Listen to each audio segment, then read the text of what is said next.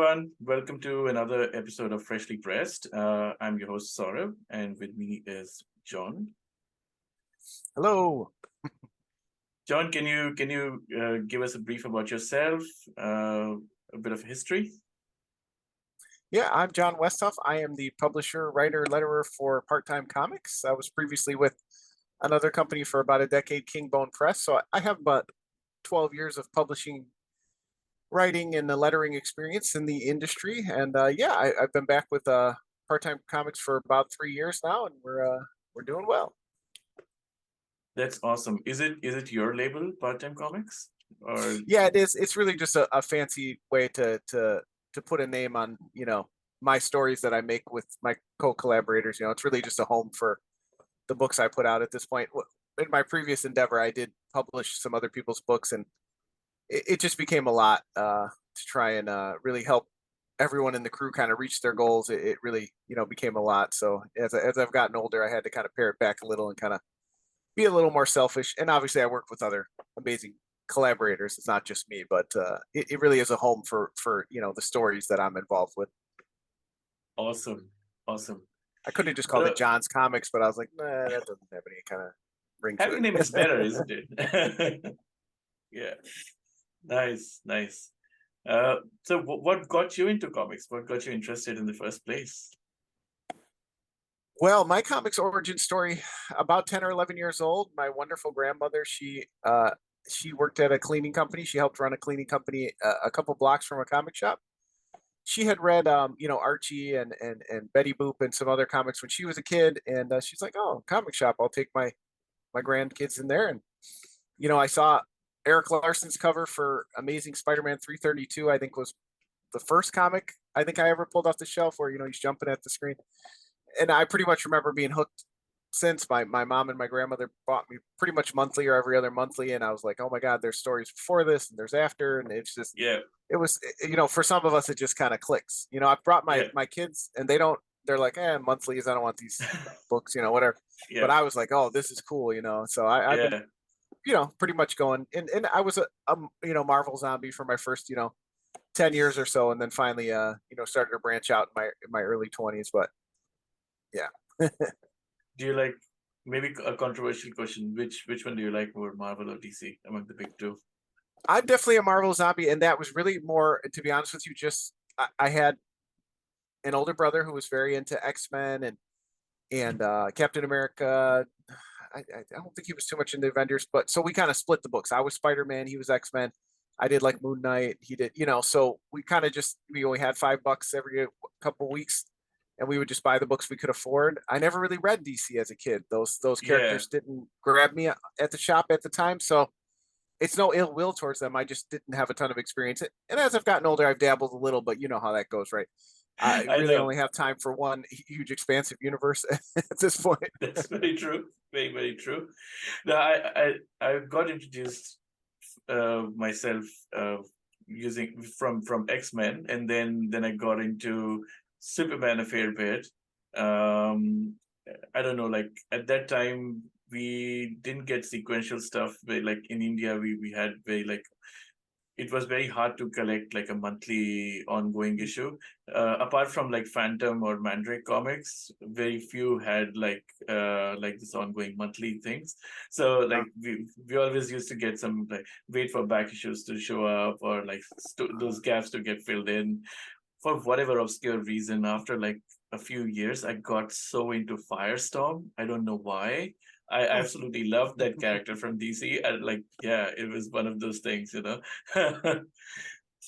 yeah, I always it always fascinates me to hear those stories because yeah, we were spoiled obviously for comics here in the States. So I mean, obviously other countries have amazing, cool things too, but yeah, just the access to books was easy here. So I definitely took that for granted as a kid. Yeah, we did have our own like set of like local comic books that were published in our local languages. They were like Hindi comic books and stuff like that, and the characters were very like like culturally fit with the Indian culture, so they were like very different from the Western comic books. But I mean, I still loved those Western stuff as well, equally. Yeah. Uh, I love Drumsticks of Doom issue one. I want to get all of them. So yeah, that's so good. The cover is right from the cover till the last page. I just couldn't put it down. It was so good. Thank you so much. Um, Yeah, it's been a long time coming. To be honest with you, there was a period where I kind of got burnt out with publishing and writing, and I took a couple years off, and then started getting a little older, and I was like, well, I'm creeping towards 40. If I'm going to do this, I got to do it. And I approached Dan, and to be honest with you, we didn't really have a cover. Like Dan was going to do the cover, and I love Dan, and his art is amazing. Dan Doherty, for those listening, yeah, is my co-creator.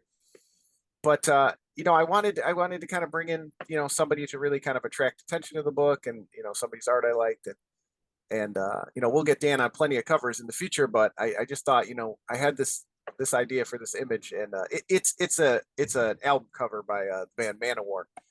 And yeah, I pitched it to her. I was like, do you have availability? I went to Maria Wolf, and she does all these amazing covers. I thought for sure, I had been rejected by a half a dozen other people who were too busy or didn't get around to it at the time. And she's like, yeah. And I was like, well, we're hoping to kickstart soon. Can you do a quick turnaround? She was amazing to work with. She did an awesome job. Mike Spicer did the colors, and it's just a yeah. really good kickoff for the book. I was like, okay, I think we got something here now. This is a good start. It gets right into it, right? Like even like the cover itself, it's so perfect for the audience. Like if you are a metalhead, if you like Doom, that's just a perfect cover for you. Yeah, Yeah, it's definitely an easy sell. I'm like, look at this, sweet cover. And then, the pitch for the book is, what if Black Sabbath, not the Beatles, became the most popular band, and thus the universe was changed forever? So that usually brings people in pretty quick. And had I known it was going to be such an easy sell that people around the world were going to be starving for heavy metal comics, I would have got off my ass and did this like 7 years ago when I thought about it. But I kind of sat on the idea. And part of that was time. Like I knew it was a little bit of a bigger story, and just, the name Part Time Comics is a bit tongue in cheek because, working full time and working with other creators who work, it's hard to do a bigger series. I've done a few yeah, longer running, but it's really difficult. So this time I said, you know what, I'm friends with Dan. He's a full-time artist. He's a musician, so he knows the lingo, and he knows how to draw the gear and stuff. I'm gonna approach him and see if he can do it, because if he can do it, I think we can get the book out on a better schedule. And it came together, and it came together at the time it needed to. Maybe if I had done it 7 years ago, it wouldn't have been the book that it is. So that's so awesome. That's really good. Yeah, uh, and like I'm a big metalhead myself as well. I listen to a lot of in a way, Black Sabbath did create a universe of their own, isn't it? Like they launched this whole. I think when Black Sabbath came, metal was not that popular, and they just changed the game completely forever. absolutely. And then so that's why story's not too far fetched, right? They kind of literally Exactly. changed the game for us, those of us who are huge metal fans. So why not make it a little more fantastical? And part of the story too is all those things, your aunts and uncles and grandparents told you, if you listen to heavy metal, well, all that happened, right? All the demons came, and the, possession and all that stuff too. So Yeah. let's take, that fantastical part of it and just kind of put it in the book. Yeah, absolutely, absolutely. And it also like it's very tongue in cheek with like with the 80s there was like this whole satanic panic, and heavy metal was always like clubbed together with all those things, like it may open the gates to hell or something like that, like it was always like that. So yeah, kind of I love that whole like embracing of that concept. Yeah. And again, if I had known there were so many people hungry to hear stories about that, I would have jumped on it earlier. And now you see like tons of books, like I kind of pitched this to a buddy 5 or 6 years ago, and never got off the ground. And then, now I see all these books, and I was like, now there's so many books coming out, all these cool books, like, you know, uh, uh, uh, Daniel Warren Johnson's, you know, uh, gosh, I can't remember the name of it. His heavy metal book, and there's, Oh, Metal okay. Eagle from Matthew Kuhn, and The Roadie, and all these cool books. Yeah. But then I was talking to some buddies who are, and they're like, you know what? There's always more room for music comics, music themed Oh, comics. absolutely. It's uh it's great to see so many people responding to the book. Nice. I absolutely 100% agree with that. I think there's so many subgenres in comics now. Like I think it just keeps getting better and better. So I think we need more music related comics, in particular heavy metal related comics. Yeah, I would not like if I were to make a music comic, I would make it about Iron Maiden, I guess, because they are probably my favorite band. Nice. That's a good choice. Yeah. Awesome. Awesome. So what music do you listen to when you write these comics? Well, part of the story as people read on, and we're on to issue 3 now, you'll start to see a little bit more. Part of the story is it is a comic about a young woman in a heavy metal world who doesn't really want to make heavy metal. She does because she's around her friends and she plays in bands, but she really wants to make indie music, what they would call indie music, we would call popular music these days. Yeah. So it was really about when I finally sat down to write the story. It was really about myself and getting older and not listening to as much metal and like, am I a metal guy anymore? And what does that mean for myself? And like, kind of like, why am I like struggling with this? Like, I enjoy indie music. I enjoy, and at the time, really, a big inspiration for it was the performer Saint Vincent, Annie Clark, and her Yeah, music, yeah. and just falling in love with her voice and her music and how talented she was. And not that I had like it was a feeling like it was a guilty pleasure because I've always loved different things. I've always been big into like classic rock, and one of my favorite bands is the Talking Heads. My actual Nice. favorite band is Primus. So like I like weird music, Faith No More. But I was just thinking about that concept. Like, why do we struggle so much with like our especially if we're really into music? What's our identity in music? And Yeah. then again, it was like, oh, well, what if the whole world was like super into heavy metal? And then, you really felt like, self-conscious about it. That was, Yeah. kind of where the story started. And then I was like, well, nobody's going to really read a story about that. So I better add some werewolves and some monsters and stuff like that. And then that'll make it cool. And then that was kind of how the story came together. It did But make yeah, it I very, very mostly, cool. when I listened to this, like my St. Vincent was a huge inspiration for Lana in the book. Angel Olsen is another one, like another amazing, female singer, songwriter. Dan actually through starting the book, he introduced me to a band called Blood, which is led by Natalie Maring, and she's amazing. Yeah. So that's a lot of what I listen to, but a lot of it also is like Manowar and Typo Negative and Ronnie James Dio. I've been very into in the last Oh 10 yeah. years or so. So yeah, that it's a little mix of those bands a lot of the time. That's so awesome. Yeah. I think a large part of my youth went to all these bands and like Wolf Mother and a lot of others, like I think there was a period where I was so hooked on to Dragon Force, I could actually not work without listening to Dragon Force all day. Wow.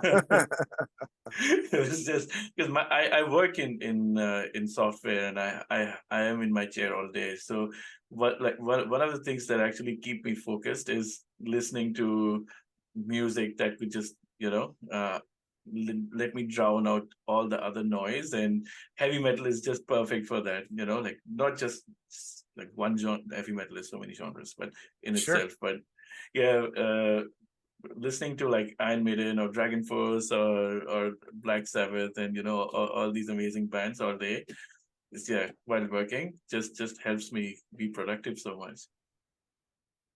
Yeah, that's the good stuff. That's the good stuff. Yeah, I know. There was I remember there was I don't know if you have seen that movie. There's a movie called Deathgasm from New Zealand. Have you ever seen it? I haven't seen that one. You have to watch it because uh, I think the basic concept is these guys from like they have a heavy metal band outside school, and they're the dweebs in school. They get bullied around, and uh, and they idolize the local rocker. That guy, he gives them a script which looks like a satanic script, and they play that in the evening while they're practicing their bands, Mhm. but like their daily band practice, and they end up opening gates to the hell. So Mm. and horror comes to like a sleepy town in New Zealand, and it's like it's very like uh, it contrasts like this chaos of hell with like a sleepy New Zealand town with like Oh, with that more sounds cool. sheep than people. Yeah, it's quite fun. I'll have to wait until I'm done writing this, and then I'll check that one out. Yeah, you definitely must. It has some parallels to your story, and it's a lot of fun. Yeah, Nice. absolutely. What are your plans with the current issue? And I see that you're doing like a dual campaign there. Like there's another story that's going on with drumsticks of doing your current campaign. Yeah, so like I said at the beginning, part-time comics is kind of my excuse, a place to park, the stories that I'm working on. And another series that we have, we're in the middle of is a series called Depowered, which is about superheroes who used to have powers, now they don't. How do they get on life after powers? Um, and to be honest with you, the schedules, it can be difficult to do a lot of crowdfunding. That's really where we get a lot of our traction and a lot of our excitement for the books and sales. So, I pretty much do 2 or 3 a year now. Uh, but I didn't want to necessarily do one right after the other when I have a lot of backers who cross over, and it's a lot of work. So I was like, you know what, let's put them together. This is part-time comics. I'm the publisher. Why not? I can kind of make the rules for myself, and hopefully, we get some crossover backers. And also, Depowered had a little bit of a struggle to launch last year with its first issue. So I thought maybe the strength and excitement around drumsticks would also help get people excited for that. So yeah, we have Depowered issue 2 will be coming out along with Drumsticks of Doom issue 3. Yeah. Both are right now are scheduled to be miniseries. Drumsticks of Doom's first arc is 4 issues, and I think that tells a complete story, and then can be more depending on how excited people are. And Depowered is a 3 issue series, similar. I feel like it tells more of a complete story, but there could be more to it than that. But yeah, I'm pretty excited. Like I was like, well, I have these 2 miniseries going. Um, let's kind of just launch them together, see how it goes, and see if people are excited for both books. That's awesome. Yeah, no, I think it makes a lot of sense for you to run both of these together, especially because, like you rightly said, it's a lot of work. Like just the whole process of crowdfunding is pretty.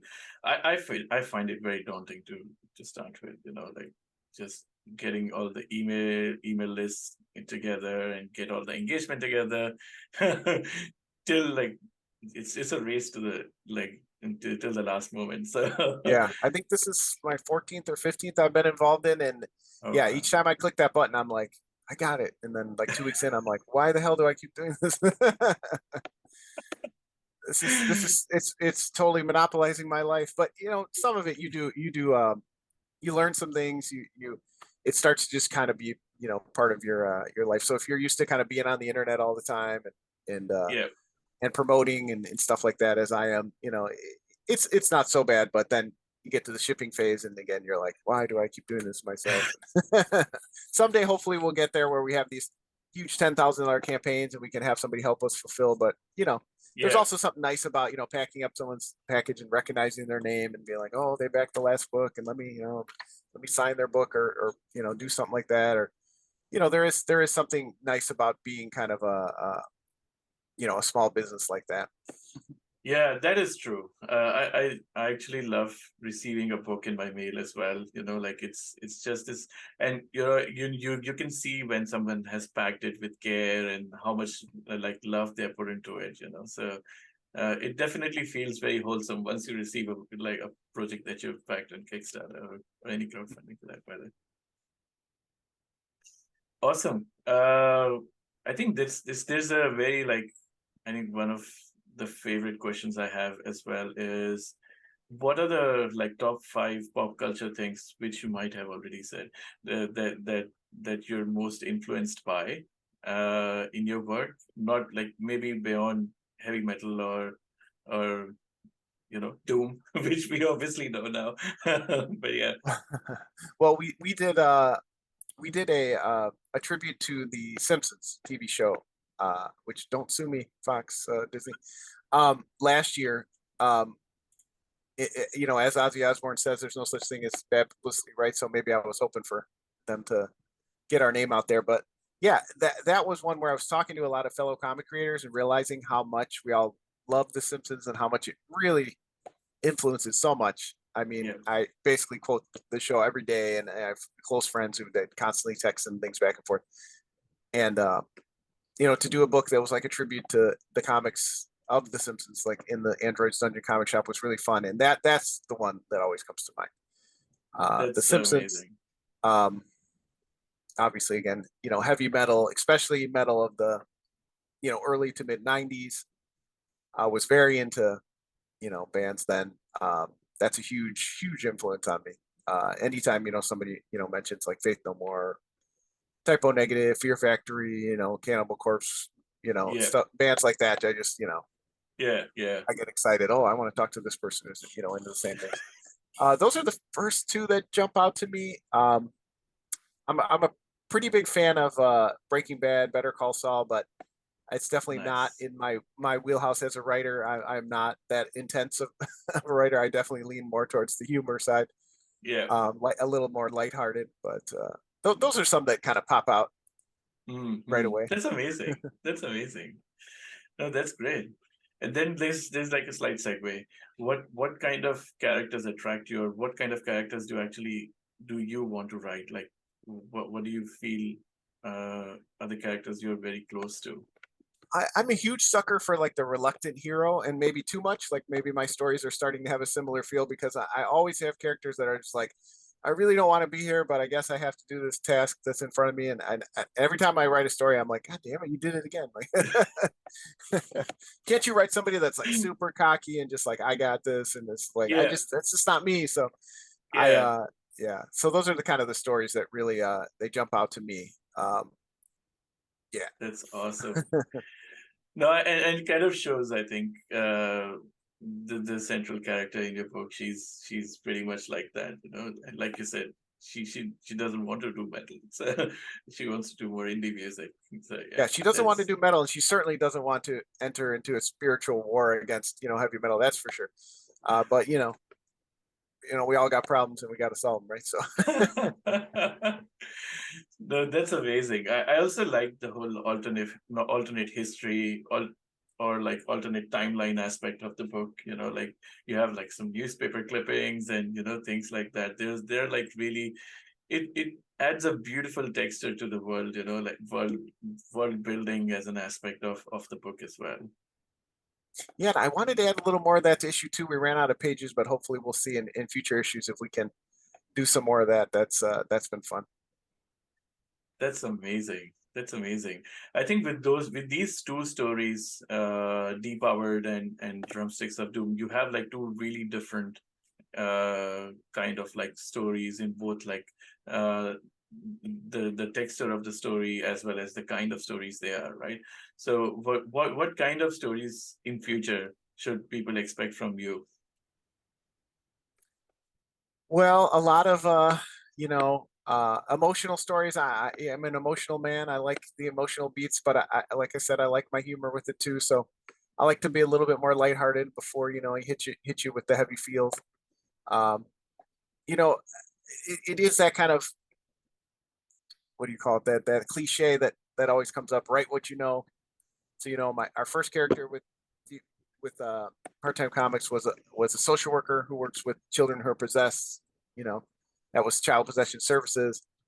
Now we have a superhero, who's struggling, without his powers, and kind of his midlife crisis. And then again, we have Lana, who's, you know, thrust into this war with heavy metal, and really, it's about like she doesn't know where she wants to be with her music, which was something I struggled with as I got older and became a parent. And couldn't Yeah, be in a band anymore, and so I do not so subtly kind of inject these moments I've been at in my life. Not yeah, being the professional social worker that I wanted to be, not being the person I wanted to be, not being the musician I wanted to be. Maybe yeah. in a couple of years I'll write about not being the comic writer I wanted to be. I don't know. And maybe I'm not so subtle, kind of hitting people over the head with these messages, but it's really that's what's the message I want to put out there is that we all have these struggles, but you can still you know contribute to the world, and you don't have to be the idealized self maybe you thought you were at the beginning of your journey, and that's what a lot of these stories kind of encompass. Absolutely, absolutely. That's great. Do you like yeah, I don't know, coming back to slightly maybe heavy metal, what are your top two, not top two, maybe top three heavy metal songs of all time? Top three heavy metal songs. Oh boy, that would take me a while. Like I said, my actual favorite band of all time is Primus. So Yeah, I know a lot of people would consider them more alternative hard rock. Um, but you know what? I can say what I want. So my favorite yeah, Primus song is those damn blue collar tweakers. I just feel like that's such a great song by them. It's amazing live. Um, boy, outside of that, that's a tough one. I really liked. I often letter comics to the album Dark Horse by Converge, and yeah, the first nice. song Dark Horse is like one of the best to me. It just you can just feel it. It's just that's that difference between heavy metal. Like Yeah, other yeah, music is great. I respect so many musicians, but man, that has so much energy to it. Like you just yeah, can't compete with yeah, that in other genres. But that's another one that comes to mind right away. Um, I'm a huge fan of At the Gates. Had the amazing album Slaughter of the Soul, one of the best heavy metal, maybe the best. Um, and I think the title track off that too, Slaughter of the Soul, is one of the best songs ever. yeah, Boy, there's several on that album that you could put right up there. So those are yeah, those are a yeah. few that jump to mind. I mean, if we're going like classic, I didn't give the wonderful Ronnie James Dio. I did not give his Black Sabbath a chance until I was well into my 30s, Oh thanks to some wow. friends who kind of pushed me to say, if you haven't gone back and listened to it, and I was like, that's not Sabbath. And I just fell in love with their Heaven and Hell album, which of course the title track Oh, again, Heaven that's and yeah, Hell, yeah. probably one of the best, One of the best. Yeah, early heavy metal songs ever. And I've yeah, just been in love with that ever since. yeah. That whole album is so mind blowing. I think I often write to a lot of Judas Priest Mhm. albums. I was actually surprised their more recent work is actually quite good, like Redeemer of Souls, and those albums are actually not too bad. They have some really amazing songs, if not the entire album is good. Even I was actually surprised more recently, like Diamond Head made a comeback, and their more recent album, I don't know if you've heard it. It's called Coffin Train. Yeah, it's Oh, called Coffin Train. It's actually quite good. Some of the songs are like, at least the introductory track is really good. Gives you like those, hits you with like those late 70s, early 80s feel, and with the I'm gonna have very to check that modern out. like sound. Yeah, And even though I consider myself a huge metal fan, I mean, there's so much of it, right? Even Judas Priest, I've never really given. I mean, I listened to their quote unquote hits and a few of their bigger albums, but yeah, even bands like that. Iron Maiden is another one where so many people love them, and I think at a young age I got kind of turned away by the falsetto vocals and was like, that's not metal, when you're yeah, 16, and then really didn't ever give them a fair shake. But I yeah. just have friends who just love them. So, but Um, then you look and it's like they have such a catalog. It's like, it's daunting, but yeah, there's yeah. so many bands that I still, again, I listen to metal like 24/7 from like 14 to like 34. And there's still so many that I need to give a Oh real yeah, fair listen to. oh yeah. I mean, who can forget the early years of Metallica? I know a lot of people don't like Metallica in the 90s. They were too pop for everyone, but early Yeah. Metallica And is, yeah, that's tough too, because you're talking about a long career. Who's to say how any of us would approach, music? And, as a good friend of mine, Don Cardenas, he loves Metallica. They were not the heaviest band to begin with, so people kind of give them a bad rap. Yes, they yeah, got a little pop, I get it. But they have a long career. They have so many phases of their career. Who wouldn't want a career that yeah, long? And you're going to yeah, change over time. Maybe we didn't change with them, but yeah, they're still, to me, they have three or maybe even five of the greatest albums of all time. I can't yeah. really criticize them, even if they choose to make a few albums that maybe I don't love or listen to ever. They still have those three or four albums where it's like, okay, these are the greatest albums ever, and I understand why they reached the pinnacle they did. Absolutely. And some of the bands as well, like I think I love Blue Oyster Cult as well. They are not exactly categorized as metal, but they're quite heavy, I mean, considering their music. So Yeah, especially for that time, they weren't. there wasn't a lot of bands, you know, like that. Yeah, They could be yeah. pretty heavy. Yeah, exactly. And I think I love them for some of their stories, and they were very heavily into like story writing. So storytelling, because if you have read a bit about their history, like some of the songwriters, they were actually science fiction writers or fantasy writers. So they actually came up with science fiction and fantasy stories for the songs, and that's what kind of makes them very unique in how they approach their music. And that Yeah, that was a big influence on Drumsticks of Doom too, is that realizing how many, like, you know, we'll go to Tolkien lore and we'll be like, okay, we're going to write a book about elves and fantasy. Well, why don't we go to, like, heavy metal has such a lore to it. There's so many little bits you can pull out of songs, and they write about giants, wizards, and some people kind of scoff at that and go, you know, that's cheesy, but that's fantasy storytelling in general, which is yeah, to me. So then it's like I take little bits of, you know, Manowar lyrics and Dio lyrics and kind of, hopefully they don't sue me either, but, you know, take these kind of inspirations and put them in the book, you know, similar to how, uh, like if you read the comic series Unwritten, you know, they took things from literature. Well, why do we respect that? But then these amazing writers of these yeah, lyrics, we don't consider them, we don't consider them fiction writers, and use their exactly. lore and their history that they're making it, which is cool to me. Exactly. Like even Iron Maiden Seven Son of Seven Son, that entire album is themed around like an Egyptian king and all the like kind of like Game of Thrones kind of story, like struggle for power and stuff like that. Why can't we they call storytellers? And yeah, it's amazing. I mean, they definitely are Yeah, to me. exactly. Awesome. We're closing into time, but before we go, I would want you to take the floor for a few minutes and just talk about your campaign and and talk about your book.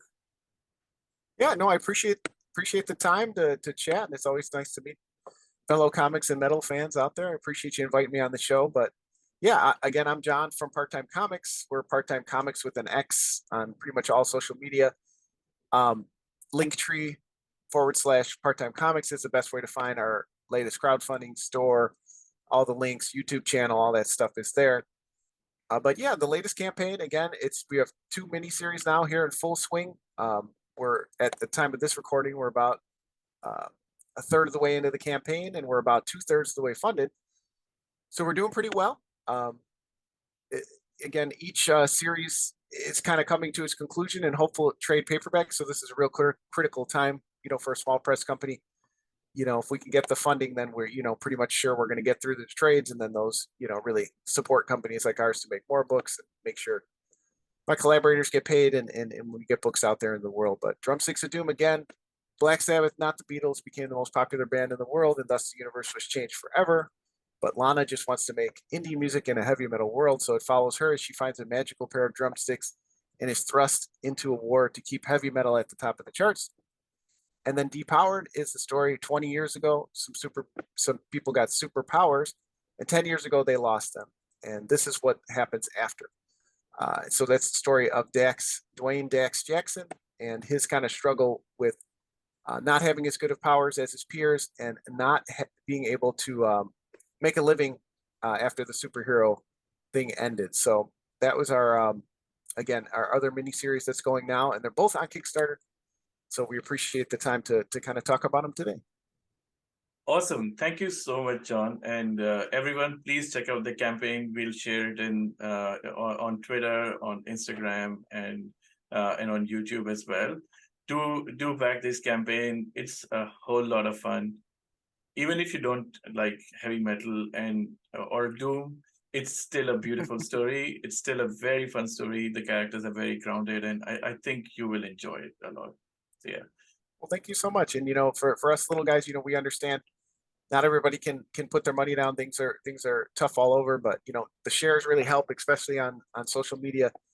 Tell your friends about it, but if you can tweet it out, Facebook it out, even if you think one person's going to look at it, it takes a few seconds, and that really helps a small business like ours spread the word, because social media really has a clamp on those things right now. So any help we can get, we really do appreciate. And yeah, we thank you championing the book today. Awesome. Yeah, every bit helps. Thank you so much, John. Have a great rest of your evening. Thank you, sir.